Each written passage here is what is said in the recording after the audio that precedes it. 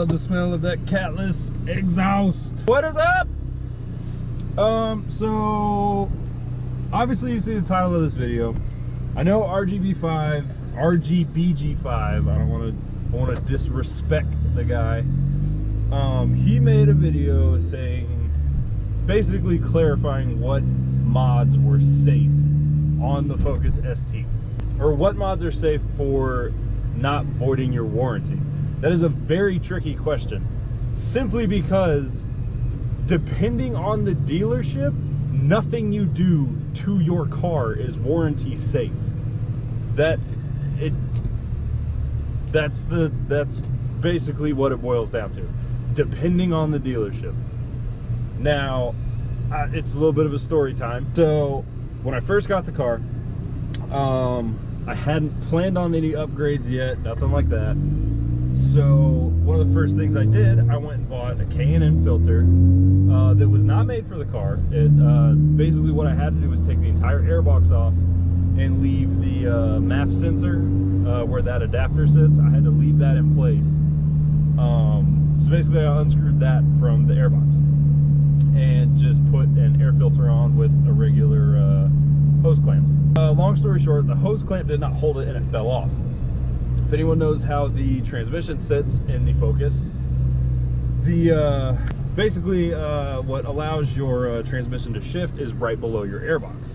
So what happened when I took my airbox out, I lost that safety net. So when the filter fell off, it fell directly on top of that. So I lost the ability to shift into first, third, or fifth. For some reason, reverse worked. I don't know why. So I had no clue what it was at first. So I pulled over, and like right down the road, I had to pull out of my neighborhood in second gear, which was not fun. Oh my God, that riced out Scion. Pulled into the restaurant parking lot, and I called Ford. I'm like, hey, because it was a brand new car, absolutely brand new car. I think I had like 1,000 miles on it. I was like, hey, I just had this problem. My car won't go into first, third, or fifth. I wasn't thinking about the air filter yet. This is before I realized what had probably happened. So they were like, okay, cool, we'll send a tow truck, blah, blah, blah. What dealership do you want it towed to? So I was like, okay, I don't want to, you know what? No, I will dime them out, because the service lady, I can't remember your name, I'm so sorry. The service lady that works for parts, she is awesome. Nothing against her.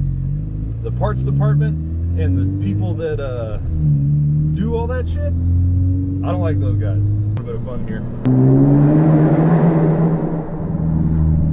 All right, fun's over. The parts department is who I had a problem with. So anyway, long story short. So the tow truck shows up. He's like, hey, what's going on? I'm like, I don't know, it won't go into first, third, or fifth. And I was like, I think, and by then I had realized what the problem was. I was like, I think I can fix it, but I don't have my jack with me. And honestly, I was just being lazy. All I had to do was walk like a block, and I could have been at my house. So he was like, well, I don't have a jack. And I was like, what? I was like, you're a tow truck driver. You think you'd have a jack? So he had a, I can't remember what it was. It was basically like the stock jack that comes with the car, with most cars. You know, it had like the little scissor thing that opens and closes. So he brought that out, and he was putting it all sorts of weird places. And I was like, look, you just put it here, blah, blah, blah. You know, I'll mess with it. So we do that. I get the driver's side tire off. I take those body panel pins out, and I stick my arm up in there, grab the filter, and I basically rip it out of the car. Saying that's what the problem was the filter sitting on the shift linkage. That's what it's called, shift linkage. So I called Ford back. I was like, hey, it's not going to get towed. I can drive it. I was like, but I'm bringing it in first thing in the morning. She's like, okay, be here at 7. Or they open at 7. She didn't say be here at 7. She's like, we open at 7. I'm like, okay, cool. I had to drive the car that night with no air filter. If I remember right, my wife's car was messed up at the time too. So I'm driving with no air filter, which I was super sketched out about, because I'm like, if I suck anything into this intake, my turbo is going to get trashed, and you know that could shoot all sorts of who knows what into the engine. So I take it in, and this is kind of where I realize this dealership is kind of bad when it comes to customer service for new cars anyway. And it'd probably be different from a dealership that you actually bought the car from. I didn't buy the car from this dealership. I bought it from a dealership that's about 2 hours away. So I get there at 7, turn the car in. Oh yeah, I left out a very important part. My hood latch broke. That was the initial reason for me making the appointment, was my hood latch broke, not that the air filter came off. So I had to take it to Ford because I was brand new to the platform. I had no idea how to get to the hood latch cable without being able to open the hood. So I take it to Ford. I get there at 7. I think it was like 7:10, and they're already absolutely backed up. So I'm waiting. It comes up to like 10 o'clock. And they ended up calling me because I was outside. And they're like, hey, we've been paging you, we can't get a hold of you, blah, blah, blah. They're like, well, here's what's going on. They're like, the Ford mechanic, the Ford certified mechanic could not figure out how to get to my hood latch cable without opening the hood. So I was like, well, that's good. I still don't know how he did it. I'm assuming he got under the car, took the skid plate off, and stuck his arm up in there. I still don't know how he did it. But I was just laughing. I was like, hey man, I've been here for 3 hours. It's like, I understand the car was warm, you gotta let it cool off. I was like, but I've been here for 3 hours. This is ridiculous. It's 10 o'clock at this point. He's like, yeah, I understand, but we have a lot of oil changes to do. And every car that I saw, with the exception of, I think there was one Lincoln MKS and one brand new Explorer that was there. Every car that I saw was used. It was an older car or used. So I'm like, okay, well, these people are paying for their oil changes. So I'm like, so Ford is more interested, this Ford, this dealership, not all of them, I was like, this dealership is more interested in making their money than taking care of customers that have a warranty. And I know I sound biased, but there's a little additive at the end of this story. So I sat there for another 2 hours. The guy finally calls me. He's like, hey, we're done. I'm like, okay, cool. So I go back out there. The guy's, typing on the computer. I was like, hey, I'm gonna go put my air filter back on while you're finishing up whatever you need to do. He's like, all right. So I'm putting the air filter back on. He comes over to the car and he's like, hey, do you want me to just go ahead and run your debit card? Because I got him to change my oil while I was there too. I was like, yeah, that's fine. What's the total? Which thank God I asked. He's like, it was 270 or 280 something and some change. I was like, what? He's like, yeah. And I'm like, why? This is warranty work. Why is it so expensive?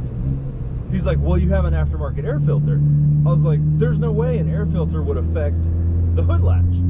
And that is a very important part of what you need to look out for when you mod your car. I can't remember the actual name of the lawsuit, but RGBG5 included it in his video. It's the Magnuson something lawsuit. Basically all it says is the dealership has to prove that whatever aftermarket part you put on the car directly caused a failure. On no planet anywhere in this universe does an air filter affect the hood latch. That's not, no, it just doesn't happen. And at this point I had never taken the front bumper off, so I know that I wasn't the one that released the hood latch. So he's like, okay, hang on, let me go talk to my parts guy. I'm like, all right, cool. So he walks away. I finished putting the air filter on, and I'm like, checking the oil, make sure they put enough oil in it and everything, which was probably super insulting to them at this point, but I didn't care. Like, I was already pissed off that they had tried to charge me almost $300 for a warranty work. So basically he comes back and he's like, how's $35 sound? Which is about normal for, the crap oil that they probably put in their cars. So I'm like, all right, cool, yeah, no problem. So that ends that story. But basically, once you tune your car, unless it's a Ford preferred service like Mountune or Ford Performance, you can basically say goodbye to your warranty. You can argue your case all you want with Ford. Once you tune your car, warranty's done, unless Mountune and Ford Performance.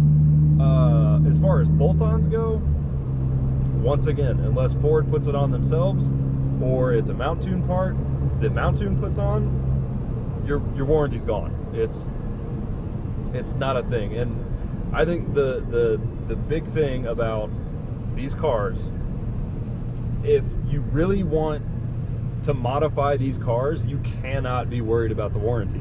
Because if you're worried about the warranty, you're not really going to be, putting everything you can into the car. Luckily, I'm in a position that my car is going to be pretty much paid off here in the next couple months. So it's not such a huge issue for me to continue modifying my car after it's paid off, because then, you know, I don't have a monthly car payment. If I blow something up, I can afford to pay for it to get fixed. But I hear this question all the time on the forums and every single Facebook page that's dedicated to, you know, the Focus ST or whatever. Everyone wants to know what they can do to not void their warranty. Nothing. There's nothing you can do to not void your warranty. It's ridiculous. You can pretty much look at this car the wrong way and void the warranty. And it's that way with a lot of places. But like I said, it comes down to the dealership. There's things I've done to this car that would most likely be okay if it wasn't for the tune. Intercooler, probably okay. An aftermarket intercooler is not going to hurt anything. It's just going to give you a funky reading, you know, if you don't have a tune for it. Exhaust, not such a big deal. Catless downpipe is a huge deal. That will absolutely throw a code if you have a catless downpipe and no tune. So I would already be screwed because I have a catless downpipe. The air intake, not such a huge deal again, but you know, they could do some shady shit and be like, oh, well, you know, the air goes into the throttle body, which goes into the head, and blah, blah, blah, blah, blah. They can come up with whatever they want. That's basically what it comes down to, is how cool your dealership is. And if you have a personal relationship with a lot of them, I know a lot of them are pretty cool. Like, Evan was in one of the first videos. He actually works for a Subaru dealership. You know what? Actually, let's go see Evan. I'm gonna go see if he's working, and we'll get him in on this video. All right, I got Evan. He was actually working. Hey. Where do you work? Gerald Jones Subaru. So, there you have it. Salesperson who can vouch for everything. So, you buy a part, take it to the parts department. Yep. They install it. Whether it's, you know, made by Subaru or Universal, what happens? Well, that depending on what the part is. If it's a manufacturer part, you know, when that's like an aftermarket speed part, like Subaru does, they do a lot of that stuff for their STIs and WRXs. That's something that'll keep your warranty and all that stuff. If it's an aftermarket part and it causes something to break, well, it could, you know, void your warranty. It's almost done by a case-by-case basis as far as that goes. Gotcha. So, you know, if it's aftermarket, a dealership may not even want to install it just because of that. So there's just some liability issues with you know, a dealership installing aftermarket part on a vehicle. Could, you know, cause a bad thing in their end. So, and like you were saying with your Mustang before, what was it exactly that happened? So the bigger intercooler on the front of it rubbed a hole in the AC condenser. So, you know, of course I take it to dealership. At the time I didn't know where the AC was going, so took it to them just to diagnose it. I didn't really have the time to actually go and do that. They told me it wasn't going to be warranted because the intercooler rubbed a hole in it, and you know, that makes perfect sense. The intercooler caused the problem, which causes it not to be warranted. Yeah.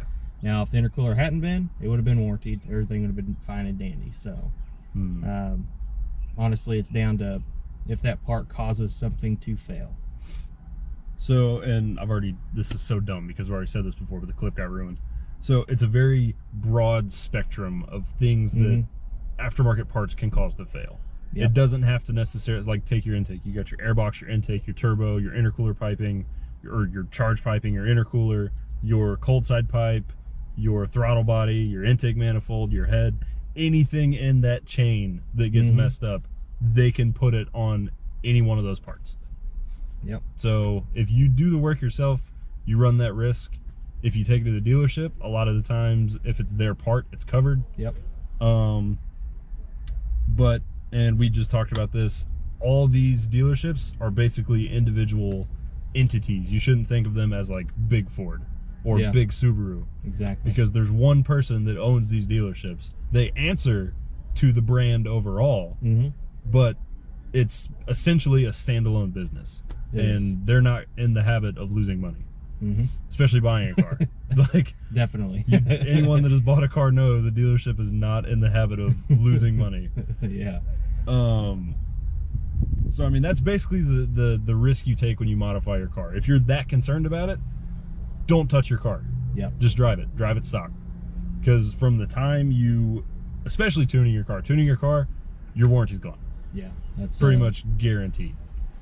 And that's why if you are going to tune your car, you should do the research, because a lot of tuning companies, they will tune your car to make as much power as possible, but they make you sign a waiver. And there's a reason for that, because your car will most likely blow up and they don't want to be liable.